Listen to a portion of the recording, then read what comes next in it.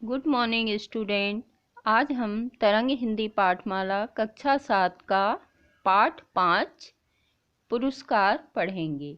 यह एक कहानी है जिसके लेखक जयशंकर प्रसाद जी हैं।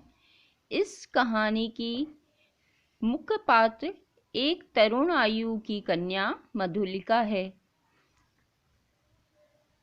तो कौशल राज्य के ही एक वीर सैनिक सिंहमित्र की पुत्री थी।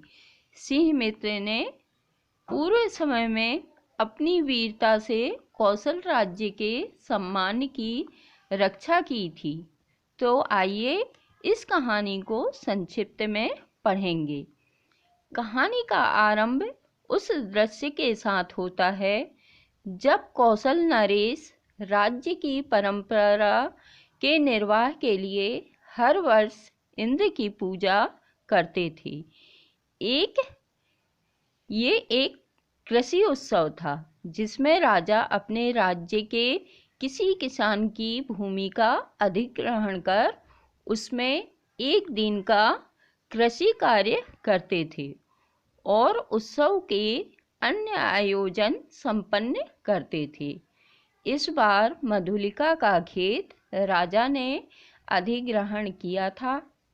राजा पुरस्कार स्वरूप मधुलिका को बहुत बड़ी धनराशि देनी चाहिए, पर वो पुरस्कार लेने से मना कर देती है और कहती है कि वो अपने खेत का सौदा नहीं करेगी। राजा के कहने पर और अन्य लोगों के समझाने पर भी वो नहीं मानती। इस उत्सव में आसपास के राज्यों से भी राजा राजकुमार आदि अतिथि रूप में आते थे। मगध का राजकुमार अरुण भी वहाँ आया हुआ था और वो यह घटना देख रहा था। उत्सव संपन्न हो जाता है। मधुलिका पुरस्कार नहीं लेती है। राजकुमार अरुण ये देख मधुलिका से प्रभावित होता है। वह रात में मधुलिका की कुटिया में उससे मिलने आता है और उससे निवेदन करता है। वो कहता है कि वो उसकी मित्र बन जाए, पर मधुलिका उसके आग्रह को ठुकरा देती है और वह वापस लौट जाता है। मधुलिका फिर अपने खेत नहीं जाती और दूसरों के खेतों में काम करके किसी तरह अपना जीवन यापन करती है। ऐसे ही 3 वर्ष बीत जाते हैं। अब मधुलिका अपनी गरीबी से परेशान हो चुकी थी। उसे राजकुमार अरुण की भी याद आती है। एक रात संयोग से राजकुमार स्वयं कुटिया में शरणार्थी के रूप में आ जाता है। वो बताता है कि उसने अपने राज्य में विद्रोह कर दिया है और उसे अपने राज्य से निष्कासित कर दिया गया है। मधुलिका भी उससे प्रेम कर बैठती है और उसकी बातों में आ जाती है। अरुण मधुलिका को इस बात के लिए राजी कर लेता है कि वो कौशल नरेश से अपने खेत के बदले में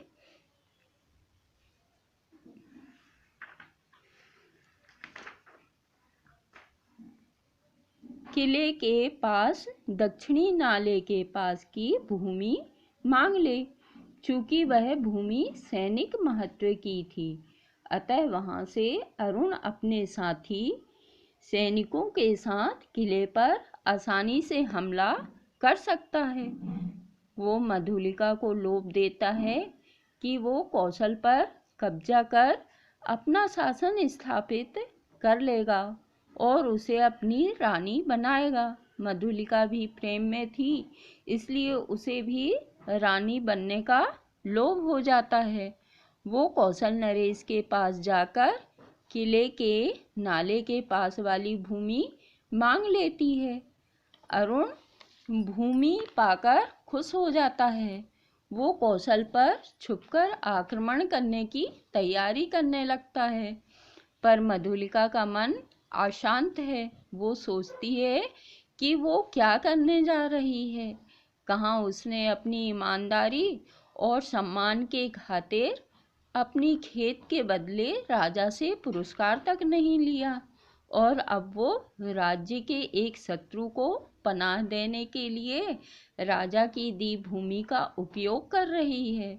उसके पिता ने राज्य की रक्षा के लिए अपने प्राण दे दिए और वो राज्य के साथ विश्वासघात कर रही है।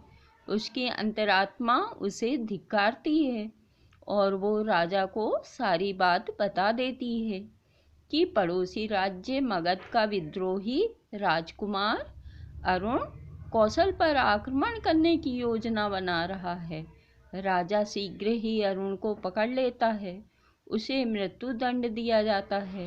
राजा मधुलिका की प्रशंसा करते हुए उससे पुरस्कार मांगने को कहता है, तो मधुलिका स्वयं के लिए भी मृत्युदंड का मांग करते हुए अरुण के पास खड़ी हो जाती है। तो बच्चों, आपको समझ आ गया होगा कि जीवन में देश प्रेम का क्या महत्व है। आपने देखा ना किस प्रकार मधुलिका देश प्रेम को प्रमुखता देते हुए निजी प्रेम का बलिदान देती है और स्वयं के लिए राजा से प्राणदंड का पुरस्कार मांगती है। तो आपको समझ में आया कि हमारे जीवन में देश प्रेम ही सर्वोपरि है। Thank you.